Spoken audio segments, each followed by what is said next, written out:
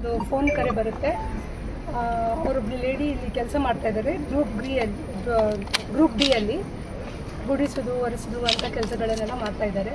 So ಅವ್ರು phone ಮಾಡಿ ಹೇಳ್ತಾರೆ, ಇಲ್ಲಿ ನಮ್ಮದು ಸೆಕ್ರೆಟ್ರಿ ಯಾರಿದ್ದಾರೆ CH ಮೋಹನ್ ಅಂತ ಹೇಳಿ, ಅವರು ನನ್ನ ಮೇಲೆ ಫಿಸಿಕಲ್ ಅಸಾಲ್ಟ್ ಮಾಡ್ತಾರೆ, ಮೈಕೈ ಎಲ್ಲ ಮುಟ್ತಾರೆ, ಬ್ಯಾಡ್ ಟಚ್ ಎಲ್ಲ ಕೊಡ್ತಾರೆ. ಮತ್ತು ಇದಕ್ಕಿಂತ ಮೊದಲು ಆ ರೀತಿ ಮಾಡ್ತಾಯಿದ್ರು. ಆ ಹೊತ್ತಲ್ಲಿ ಅವ್ರಿಗೆ ಸ್ಪಂದಿಸಲಿಲ್ಲ ಅಂತ ಹೇಳಿ ಫಸ್ಟ್ ಅವರು ಆಫೀಸ್ ಒಳಗಡೆ ಕೆಲಸಕ್ಕಿದ್ರು, ಸ್ಪಂದಿಸ್ತಾ ಇಲ್ಲ ಅಂತ ಹೇಳಿ ಅವರಿಗೆ ಸ್ವಲ್ಪ ಕಷ್ಟದ ಕೆಲಸ ಗುಡಿಸೋದು ಒರೆಸೋದು ಅಂಥ ಕೆಲಸಕ್ಕೆ ಅವರನ್ನು ಹಾಕಿದ್ದಾರೆ. ಮೊನ್ನೆ ಅವರನ್ನು ಕರೆಸಿ ಏನು ಹೇಳ್ತಾರೆ ಅಂದರೆ, ಮಂಡೇ ದಿನ, ಇವತ್ತು ಸಾಟರ್ಡೆ ರಜೆ ಇತ್ತು, ಮಂಡೇ ದಿನ ಬರುವಾಗ ಹಸಿರು ಸೀರೆ ಉಟ್ಟು ಬರಬೇಕು ಅಥವಾ ಹಸಿರು ಬಟ್ಟೆ ಹಾಕಿ ಬರಬೇಕು.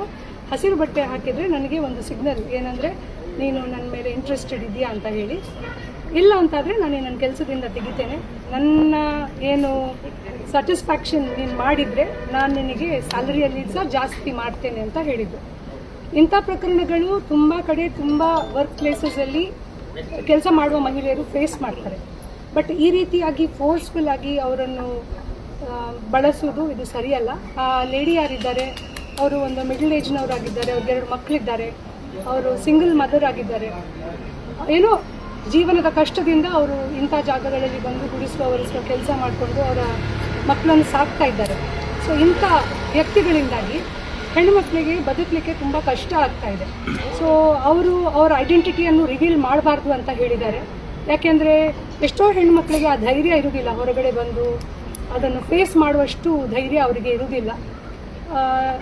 ಅದಕ್ಕೆ ನಾನು ಬ್ಯಾಕ್ವರ್ಡ್ ಕಮಿಷನ್ ಮೆಂಬರ್ ಆಗಿ ಇವತ್ತು ಒಂದು ಕಂಪ್ಲೇಂಟ್ ACP ಅವರಿಗೆ ನಾನು ತಲುಪಿಸ್ತಾ ಇದ್ದೇನೆ, ಈ ರೀತಿ ನಡೀತಾ ಇದೆ ಇಂಥ ಜಾಗದಲ್ಲಿ ಅಂತ ಹೇಳಿ. ಅವರನ್ನು ಸಂಜೆ ಅವ್ರ ಕೆಲಸ ಮುಗಿದ ಮೇಲೆ, ಅವರಿಗೆ ಕೆಲಸ ಮಾಡ್ತಾ ಇದ್ದಾರೆ, ಕೆಲಸ ಮುಗಿದ ಮೇಲೆ ನಾನು ಅವರನ್ನು ಸ್ಟೇಷನ್ ಕರ್ಕೊಂಡು ಹೋಗಿ ಅವ್ರ ಹತ್ರನೂ ಒಂದು ಕಂಪ್ಲೇಂಟನ್ನು ಲಾಂಚ್ ಮಾಡ್ತೇನೆ. ಮತ್ತು ಕಮಿಷನರ್ ಹತ್ರ ನಾನು ರಿಕ್ವೆಸ್ಟ್ ಮಾಡ್ತೇನೆ, ಇದರ ಬಗ್ಗೆ ಒಂದು ಒಳ್ಳೆ ರೀತಿಯ ತನಿಖೆ ಮಾಡಿಕೊಂಡು ಆ ಹುಡುಗಿಗೆ ಒಂದು ನ್ಯಾಯ ಕೊಡಿಸ್ಬೇಕು.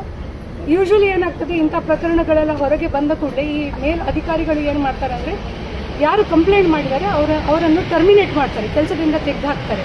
ಸೊ ಈ ಹೆಣ್ಣು ಮಕ್ಕಳಿಗೆ ಹೆದರಿಕೆ ಇರ್ತದೆ, ಕೆಲಸದಿಂದ ತೆಗೆದು ಹಾಕಿದರೆ ಮತ್ತು ನಮ್ಮ ಜೀವನ ಏನು, ನಮಗೆ ಕೆಲಸ ಎಲ್ಲಿ ಸಿಗುತ್ತೆ ಅಂತ ಹೇಳಿ. ನಾನು ಅವರಿಗೆ ಭರವಸೆ ಕೊಟ್ಟಿದ್ದೇನೆ, ಅವರು ಇಲ್ಲಿ ಎಷ್ಟು ಸಂಬಳಕ್ಕೆ ದುಡಿತಾ ಇದ್ದಾರೆ ಅದಕ್ಕಿಂತ ಜಾಸ್ತಿ ಸಂಬಳ ನಾನು ಅವ್ರಿಗೆ ಕಲ್ಪಿಸಿ ಕೊಡ್ತೇನೆ, ಅವ್ರಿಗೆ ಒಳ್ಳೆ ಕೆಲಸ ತೆಗೆಸಿ ಕೊಡ್ತೇನೆ ಅಂತ ಹೇಳಿ ಅವ್ರಿಗೆ ನಾನು ಪ್ರಾಮಿಸ್ ಮಾಡಿದ್ದೇನೆ. ಬಟ್ ಅದು ಇಂಪಾರ್ಟೆಂಟ್ ಅಲ್ಲ, ಎಲ್ಲಿಂದ ಹೆದರಿ ಓಡಿ ಹೋದ್ರು ಅಂತ ಹೇಳಿ ಆಗಬಾರ್ದು. ಅದಕ್ಕೆ ಈಗಾಗಲೇ ಆಫೀಸರ್ ಹತ್ರ CH ಮೋಹನ್ ಯಾರಿದ್ದಾರೆ ಸೆಕ್ರೆಟರಿ APMC ಅವರಿಗೆ ನಾವು ಹೇಳಿದ್ದೇವೆ, ಯಾವ ಕಾರಣಕ್ಕೆ ಸಹ ಆ ಹುಡುಗಿಗೆ ಮತ್ತೆ ಹ್ಯಾರಾಸ್ಮೆಂಟ್ ಆಗಬಾರ್ದು, ಅವಳು ಇಲ್ಲೇ ಇರಬೇಕು, ಇಲ್ಲೇ ಕೆಲಸ ಮಾಡಬೇಕು, ಮತ್ತೆ ಅವಳನ್ನು ಟರ್ಮಿನೇಟ್ ಮಾಡಬಾರ್ದು ಅಂತ ಹೇಳಿ. ಯಾಕೆಂದ್ರೆ ಎಷ್ಟು ತಿಂಗಳಿಂದ ಈ ರೀತಿ ಸಮಯದಿಂದ ಕೊಡ್ತಾ ಇದ್ದಾರಂತೆ. ಆಕ್ಚುಲಿ ಇದಕ್ಕಿಂತ ಮೊದಲು ಈ CH ಮೋಹನ್ ಯಾರಿದ್ದಾರೆ ಇಲ್ಲಿ ಇದ್ರಂತೆ, ಇದೇ ಡಿಪಾರ್ಟ್ಮೆಂಟ್ ಅಲ್ಲಿ ಇದ್ರು, ಆವಾಗ ಸಹ ಕೊಡ್ತಾ ಇದ್ರು, ಆವಾಗ ಸಹ ಅಲ್ಲಿ ಮುಟ್ಟುದು ಬೇಡದ್ದೆಲ್ಲ ಮಾಡುದು ಮಾಡ್ತಾ ಇದ್ರಂತೆ. ಬಟ್ ಅವ್ರಿಗೆ ಸ್ಪಂದಿಸ್ತಾ ಇರಲಿಲ್ಲ, ಹಾಗಾಗಿ ಮತ್ತೆ ಇವರು ಟ್ರಾನ್ಸ್ಫರ್ ಆಯ್ತು. ಆವಾಗ ಅವರು ಹೇಳಿದ್ದಾರೆ, ಅವನಿಗೆ ಟ್ರಾನ್ಸ್ಫರ್ ಆಯ್ತು, ಈಗ ನನಗೆ ನೆಮ್ಮದಿ, ಇನ್ನೇನು ಕಿರುಕುಳ ಇಲ್ಲ ಅಂತ. ಮತ್ತೆ ಈಗ ವಾಪಸ್ ಬಂದಿದ್ದಾನೆ, ವಾಪಸ್ ಬಂದು ಮತ್ತೆ ಕಿರುಕುಳ ಕೊಡ್ತಾ ಇದ್ದಾನೆ.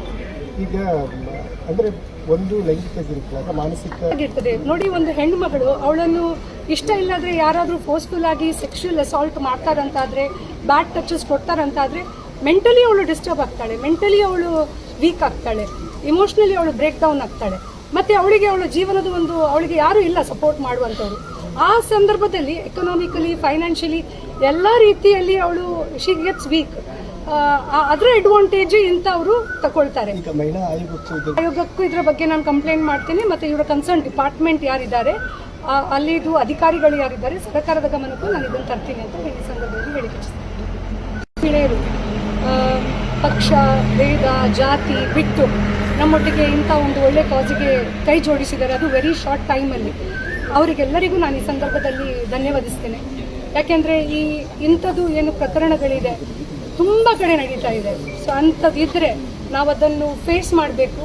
ನಾವು ಅದನ್ನು ಫೇಸ್ ಮಾಡಿದಾಗ ಮಾತ್ರ ನಮಗೆ ಅದರ ರಿಸಲ್ಟ್ ಬರಲಿಕ್ಕೆ ಸಾಧ್ಯ.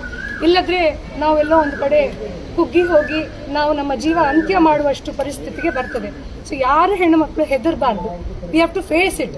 ಯಾಕೆಂದರೆ ಇಲ್ಲಿ ಕೆಲಸ ಅಲ್ಲ ಅಂತಾದರೆ, ಯಾಕೆಂದರೆ ಬದುಕಲಿಕ್ಕೆ ನಮಗೆ ಬೇಕಿರೋದು 2 ಹೊತ್ತು ಊಟ.